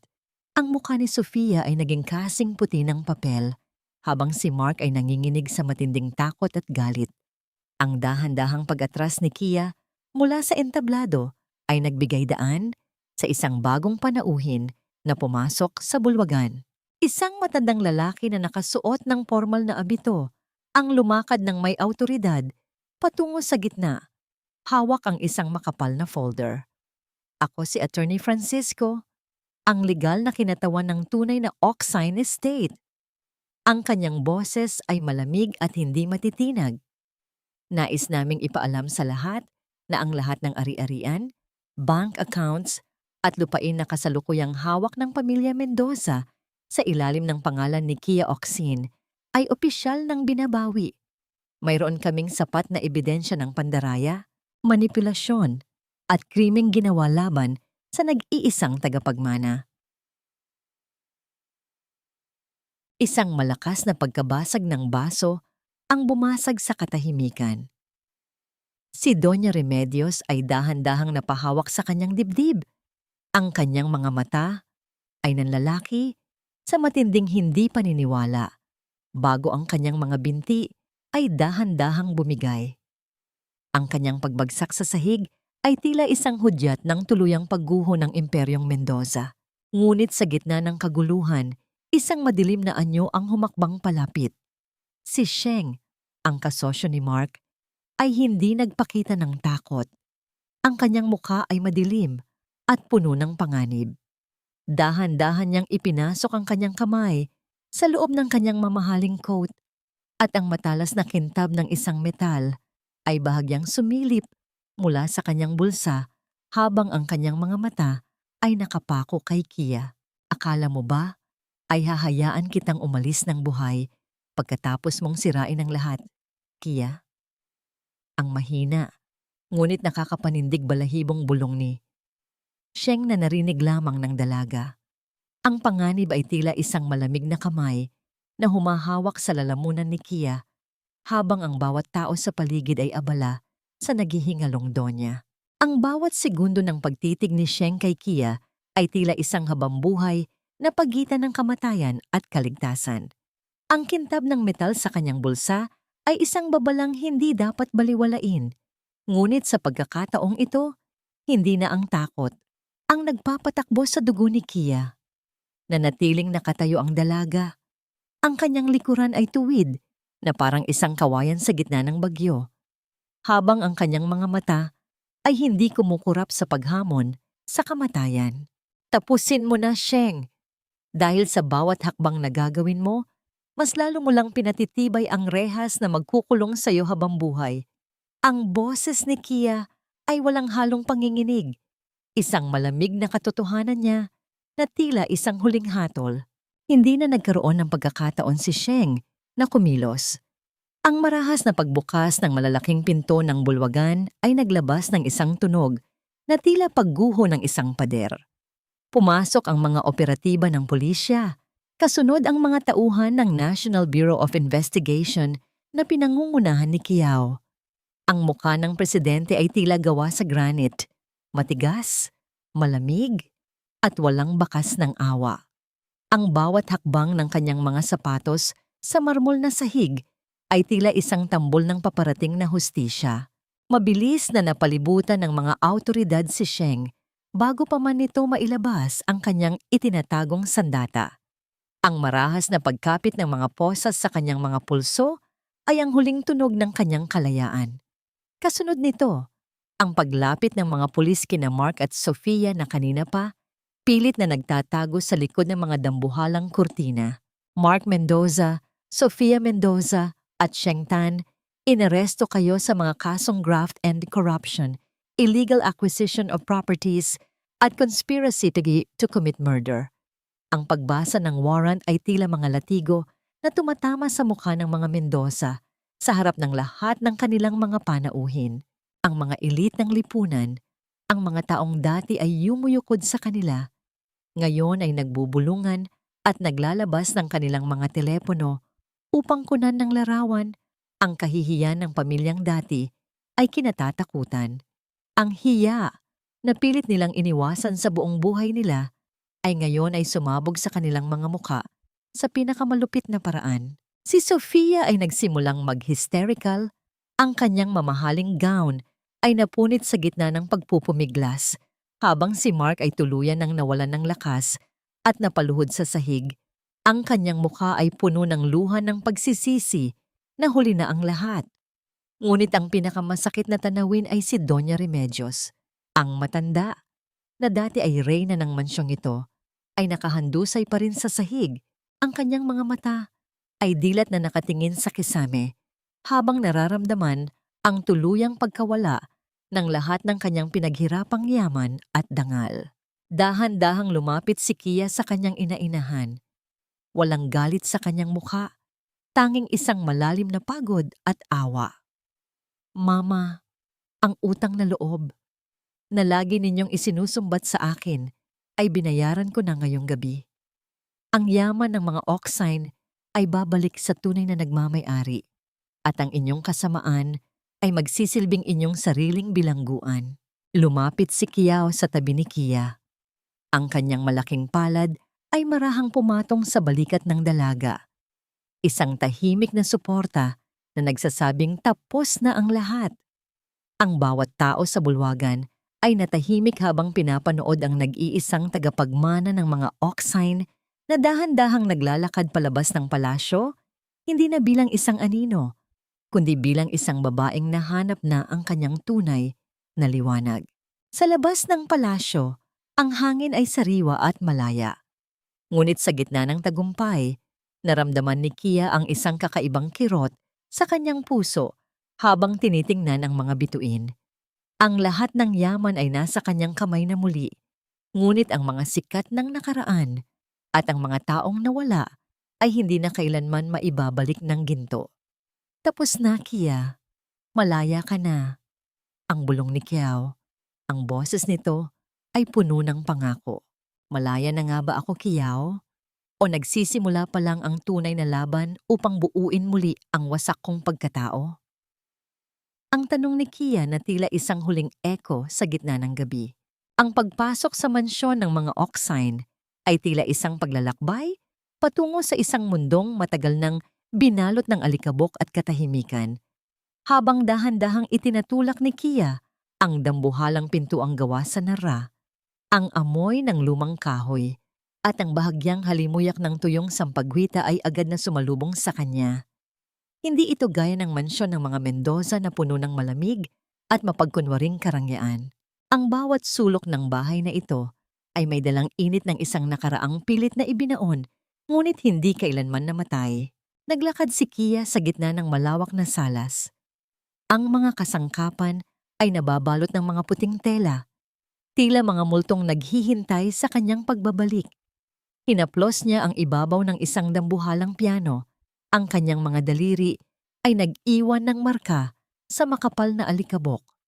Sa bawat hakbang niya sa makintab na sahig, nararamdaman niya ang mga alaala ng kanyang pagkabata, ang mahinhing tawa ng kanyang ina, at ang malalim na boses ng kanyang ama na tila mga bulong na sumasabay sa ihip ng hangin. Sa wakas, nasa tahanan na siya.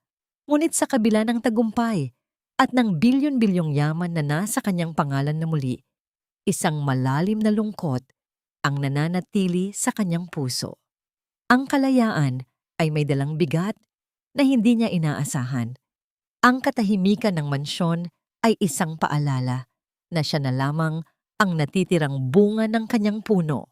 Habang nakatitig si Kia sa isang malaking painting ng kanyang mga magulang na nakasabit sa dingding, ang marahang paghinto ng isang sasakyan sa labas ng tarangkahan ay bumasag sa kanyang pagmumuni-muni.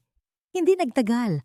Ang tunog ng matitigas na sapatos sa marmol na hagdan ay nagpabilis sa tibok ng kanyang puso. Alam niya ang bawat indayog ng hakbang na yon. Si Kiao ay pumasok sa silid. Wala na ang kanyang formal na barong at ang mga gwardiyang laging nakabuntot sa kanya. Suot ang isang simpleng puting polo. Mukha siyang isang ordinaryong lalaki na nahanap ang kanyang kapayapaan pagkatapos ng isang mahabang digmaan. Lumapit siya kay Kia. Ang kanyang mga mata ay puno ng isang uri ng pag-aalaga na hindi na kailangang dumaan sa anumang batas o tungkulin. Kumusta ang unang gabi mo sa sarili mong tahanan, Kia? Ang tanong ni Kiao. Ang boses nito ay parang isang mainit na kumot sa gitna ng ginaw. Masyadong tahimik, Kiao. Pakiramdam ko ay lulunukin ako ng bawat sulok ng bahay na ito. Ang tapat na sagot ni Kia habang isinasandal ang kanyang ulo sa malapad na balikat ng binata. Hindi siya lumayo nang maramdaman niya ang marahang pagpulupot ng mga braso ni Kiao sa kanyang baywang. Sa bisig ng lalaking ito, ang lahat ng takot at pagod na itinago niya sa loob ng maraming taon ay tila dahan-dahang natutunaw. Hindi ka na mag-iisa, Kia. Nagdesisyon na ako. Inihanda ko na ang pansamantalang pagliban sa aking mga tungkulin. Gusto kong narito ako sa bawat paggising mo, sa bawat hakbang mo patungo sa pagbuo muli ng buhay mo. Ang bulong ni Kiao sa kanyang tainga, ang init ng hininga nito ay naghatid ng isang matinding kilig na nagpaalala kay Kia na buhay siya, na karapat-dapat siyang mahalin. Upang pagaanin ang mabigat na atmosfera, nagpasya si Kia na buksan ang lumang silid-aklatan ng kanyang ina. Sa gitna ng mga hanay ng mga libro, may isang maliit at lihim na drawer sa ilalim ng desk na tila matagal nang naghihintay na mabuksan. Ginamit ni Kia ang susing isinalba ni Nanay Rosa. Ang marahang pagpihit ng kandado ay naglabas ng isang tunog na tila huling hininga ng isang lihim. Sa loob ay may isang sobrang naninilaw na sa kalumaan. Ang sulat kamay sa labas ay malinaw na kay Elena Oxine, ang kanyang ina. Nanginginig ang mga kamay ni Kia habang binubuklat ang papel. Ang bawat salita ay tila isang tinig mula sa kabilang buhay na nagpabago sa lahat ng kanyang paniniwala. Mahal kong Kia, kung binabasa mo ito, marahil ay wala na ako sa tabi mo. Patawarin mo ako kung kailangan kitang iwan sa pangangalaga ni Remedios Mendoza. Alam kong tila kalupitan ito, ngunit kailangan mong malaman ang tunay na panganib na nakapalibot sa ating pamilya. Natigilan si Kia. Ang kanyang paningin ay naglabo dahil sa mga luhang nagsimulang mamuo. Ang dahilan ng kanyang ina sa pag-iwan sa kanya sa pamilyang Mendoza ay hindi pala dahil sa kawalan ng pagpipilian, kundi isang mas malalim at mas madilim na sakripisyo upang itago siya sa isang kaaway na mas malupit pa kaysa sa mga Mendoza. Sino ang kaaway na ito? At bakit ang huling bahagi ng sulat ay tila nagbababala tungkol sa isang taong malapit sa kanya? Naramdaman ni Kia ang biglang panlalamig ng kanyang katawan habang ang huling pangungusap ng kanyang ina ay tila isang sumpa na dahan-dahang bumubulong sa kanyang isipan. Ang bawat salita sa sulat ng kanyang ina ay tila mga patak ng asidong sumusunog sa papel na hawak ni Kia. Ang babala tungkol sa isang kaaway na malapit ay nagpadala ng isang kakaibang lamig sa kanyang mga ugat na naging dahilan upang manginig ang kanyang mga daliri. Dahan-dahan niyang itinago ang sulat sa kanyang likuran nang maramdaman niya ang muling paglapit ni Kiao. Ang bawat hakbang ng lalaki sa sahig na gawa sa hardwood ay tila isang babala na hindi niya maunawaan. "Kia, anong nangyari? Bakit tila nakakita ka ng multo?" Ang tanong ni Kiao. Ang boses nito ay puno ng malasakit habang pilit na sinisilip ang mukha ng dalaga. Huminga ng malalim si Kia at pilit na nagpakita ng isang matatag na anyo. Hindi niya maaring paghinalaan ng lalaking nag-alay ng buhay para sa kanya. Ang lalaking tumalikod sa lahat upang manatili sa kanyang tabi. "Wala ito, Kiao. Mga lumang alaala lang ng aking ina. Masyado lang akong naging emosyonal." Ang kanyang pagsisinungaling ay kasing pait ng lason sa kanyang dila. Upang mailayo ang usapan, sa madilim na lihim ng sulat, dinala ni Kiao si Kia sa malawak na balkonahe ng mansyon. Ang gabi ay nababalot ng isang mahiwagang katahimikan at ang bilog na buwan ay nagbibigay ng isang maputlang liwanag na tila isang pilak na kumot sa buong hardin. Ang amoy ng mga bulaklak sa gabi ay humahalo sa malamig na simoy ng hangin na nagbibigay ng isang kakaibang pakiramdam ng kapayapaan at romansa. Dahan-dahang kinuha ni Kiao ang dalawang kamay ni Kiaya at inilapit ito sa kanyang mga labi. Ang bawat halik niya sa mga daliri ng dalaga ay nagpapadala ng isang matinding kilig na tila mga alitap-tap na nagliliparan sa loob ng dibdib ni Kia. Sa sandaling iyon, ang takot at pagdududa ay dahan-dahang natunaw, napalitan ng isang matinding pagnanais na maniwala sa pag-ibig. "Kia, alam kong marami na tayong pinagdaanan. Marami ng sugat ang kailangang hilumin." Ang boses ni Kiao ay isang malalim at nanginginig na bulong sa gitna ng katahimikan. "Ngunit sa bawat gabi na pinapanood kita mula sa malayo, iisa lang ang panalangin ko. Ang dumating ang araw na hindi na tayo kailangang magtago sa dilim." Dahan-dahang lumuhod si Kiao sa harap ni Kia. Ang kanyang isang tuhod ay tumama sa malamig na marmol ng balkonahe. Mula sa kanyang bulsa, inilabas niya ang isang maliit na pelus na kahon. Nang buksan niya ito, isang simpleng singsing na may isang dambuhalang brilyante ang kuminang sa ilalim ng sinag ng buwan. Hindi ito ginto ng mga oxine, kundi isang singsing na binili ni Kiao gamit ang sarili niyang pinaghirapan, malayo sa anumang politikal na yaman. "Hindi na kita ituturing na kapatid dahil sa puso ko, ikaw ang nag-iisa kong reyna. Kia Oxine, handa ka na bang maging Mrs. Oxine President? Handa ka na bang buuin ang isang kinabukasan kasama ang lalaking habambuhay na magiging alipin ng iyong pag-ibig?" Ang bawat hibla ng pagkatao ni Kia ay tila umaawit sa kagalakan. Ang mga luha ng tunay na kaligayahan ay tuluyan ng umagos sa kanyang mga pisngi. Ang bigat ng sulat ng kanyang ina ay pansamantalang naglaho, napalitan ng isang matatag na paninindigan. Ano man ang kaaway na tinutukoy ng kanyang ina, alam niyang hindi niya ito kailangang harapin ng mag-isa. Dahan-dahang tumango si Kia, ang kanyang boses ay isang garalgal na bulong ng pagsang-ayon. "Oo, Kiao, higit pa sa oo." Sa ilalim ng saksi ng bilog na buwan, dahan-dahang pinalibot ni Kiao ang kanyang mga braso sa baywang ni Kia at hinila ito patungo sa isang mahaba at matamis na halik. Ang bawat haplos at bawat tibok ng kanilang puso ay tila isang pangako ng isang bagong simula. Ang kapayapaan ay tila isang musika na bumabalot sa kanila, habang ang anino ng nakaraan ay dahan-dahang naglalaho sa dilim ng hardin. Ngunit sa gitna ng kanilang yakap, ang selyadong sobre sa loob ng bulsa ni Kia ay tila isang matalim na paalala. Ang pag-ibig ba ay sapat na upang talunin ang isang lihim na nakatago sa loob ng mahigit 2 dekada? Ang sikat ng umaga na gumagapang sa mga bintana ng mansyon ng mga Oxin ay hindi na nagdadala ng takot o bigat ng dibdib. Sa halip, ang bawat sinag ng araw na tumatama sa mukha ni Kia ay tila isang malambot na haplos ng pag-asa. Wala na ang mga anino ng panunumbat at ang nakakasakal na amoy ng pagkukunwari. Ang buong kabahayan ay muling nabuhay, hindi sa ingay ng karangyaan, kundi sa tunog ng tunay na katahimikan at kapayapaan.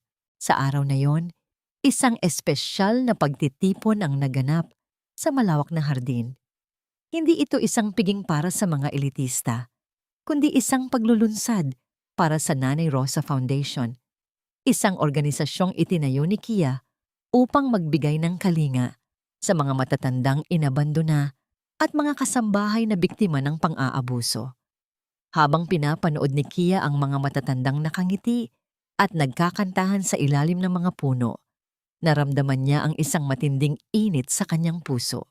Ito ang kanyang paraan ng pagpapasalamat, ang kanyang paraan upang mabuhay ang alaala ng nag-iisang babaeng hindi bumitiw sa kanya sa gitna ng dilim. Nanay Rosa, tignan niyo po, hindi na po masasayang ang bawat luhang inalay niyo para sa akin. Ang bulong ni Kia sa hangin, habang ang kanyang mga kamay ay marahang humahaplos sa isang plaka na may pangalan ng matanda. Sa kabilang dulo ng buhay, ang karma ay dahan-dahang naniningil ng walang palya. Nabalitaan ni Kia na si Doña Remedios ay nananatili na ngayon sa isang maliit at abandonadong bahay sa probinsya. Iniwan ng lahat ng kanyang mga kaibigan at naghihirap sa gitna ng kanyang mga karamdaman. Si Mark at Sofia naman ay nahaharap sa mahabang taon sa loob ng malamig na rehas kung saan ang tanging kasama nila ay ang pait ng kanilang sariling mga desisyon. Ang kanilang pagbagsak ay hindi naging mabilis, kundi isang dahan-dahan at masakit na pagkaagnas ng lahat ng kanilang pinahalagahan. Minsan, ang pinakamasakit na parusa ay hindi ang mawalan ng yaman, kundi ang maiwang mag-isa sa gitna ng sarili mong kasamaan. Ang sabi ni Kiao habang lumalapit kay Kia sa gitna ng hardin. Suot ang isang simpleng puting barong, lumapit ang binata at dahan-dahang pinalibot ang kanyang braso sa balikat ni Kia. Ang kanilang mga anino sa damuhan ay tila nag-iisa, simbolo ng dalawang kaluluwang nahanap na ang kanilang kapahingahan. Si Kiao ay tuluyan ng bumaba sa kanyang tungkulin bilang presidente upang pagtuunan ng pansin ang pagbuo ng isang pamilya kasama si Kia, malayo sa mapanuring mata ng publiko. Handa ka na ba sa susunod na kabanata ng buhay natin, Kia? Wala ng kuya, wala ng mga lihim. Ang boses ni Kiao ay puno ng katapatan at malalim na pagmamahal. Tumingin si Kia sa mga mata ng lalaking naging tanging proteksyon niya. Sa bawat kislap ng paningin nito, nakikita niya ang lahat ng kanyang pangarap na natupad. Ang sugat sa kanyang puso ay naroon pa rin, ngunit hindi na ito nagdurugo. Ito ay naging isang pilat na nagpapaalala sa kanya na siya ay lumaban, siya ay nagtagumpay, at siya ay karapat-dapat na lumigaya. Handang-handa na ako, Kiao, dahil sa dulo ng lahat ng bagyo, napatunayan ko na ang pag-ibig na marunong maghintay at magsakripisyo ay ang pag-ibig na kailanman ay hindi matatalo. Ang tugon ni Kia, kasabay ng isang matamis at mapayapang ngiti. Habang dahan-dahang lumulubog ang araw sa abot-tanaw, naglalakad ang dalawa patungo sa loob ng mansyon, bit-bit ang mga alaala ng kahapon at ang pag-asa para sa bukas. Ang bawat hakbang nila ay tila isang himig ng pasasalamat sa tadhana na sa kabila ng lahat ng pait ay nagtira pa rin ng tamis para sa dalawang pusong hindi sumuko sa hamon ng buhay. Ang huling pahina ng kwento ay hindi isinulat sa pamamagitan ng tinta, kundi sa bawat tibok ng puso na payapa nang humihinga sa gitna ng katahimikan. Lumipas ang 1 taon mula nang gumuho ang imperyo ng mga Mendoza. Sa loob ng mansyon ng mga Oxin, ang amoy ng luma at mapanglaw na nakaraan ay tuluyan ng napalitan ng samyo ng mga sariwang bulaklak at ng halimuyak ng bagong luto na kape tuwing umaga. Ang bawat sulok na dating pinamumugaran ng takot ay puno na ngayon ng liwanag na nagmumula sa malalaking bintanang hindi na kailanman muling itatago sa likod ng mabibigat na kurtina. Nakatayo si Kia sa balkonahe, pinagmamasdan ang malawak na hardin kung saan ang mga bata mula sa ampunan na sinusuportahan ng kanyang foundation ay masayang naglalaro.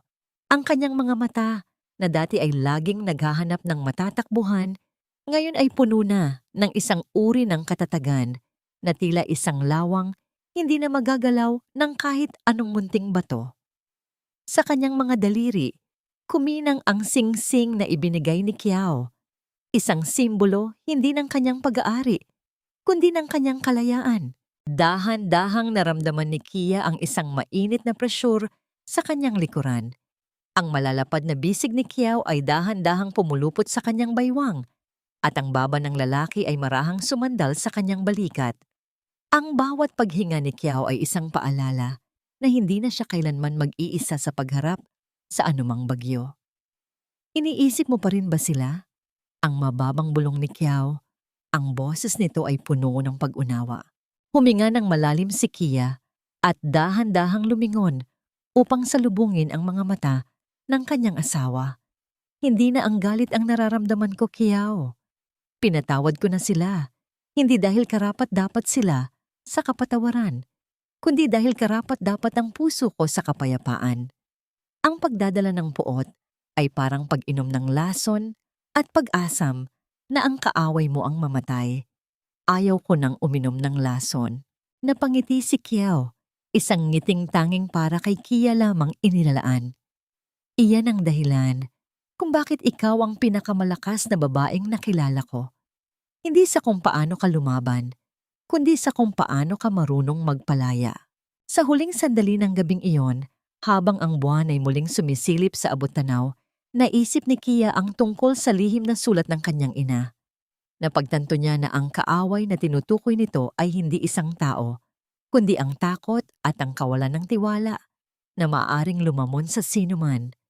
Sa pagpili niyang magmahal at magtiwala kay Kiao, tuluyan na niyang tinalo ang sumpa ng nakaraan. Ang buhay ay hindi naging madali para kay Kia Oksine. Ang bawat latay sa kanyang likuran mula sa mga Mendoza ay naging mga marka ng kanyang tagumpay. Ang bawat luhang pumatak para kay Nanay Rosa ay naging pataba sa lupang sinisibulan ngayon ng bagong pag-asa. Sa dulo ng lahat, natutunan niya na ang tunay na yaman ay hindi matatagpuan sa mga dokumento ng Oksine Estate, kundi sa mga bisig ng taong handang manatili sa tabi mo kapag ang buong mundo ay tumalikod na. Habang dahan-dahang pumapasok ang dalawa sa loob ng bahay, ang tunog ng kanilang mga hakbang sa marmol na sahig ay tila isang himig ng pasasalamat. Ang kwento ng ang tagapagmana ay hindi nagtapos sa paghihiganti, kundi sa isang matamis at walang hanggang paghilom.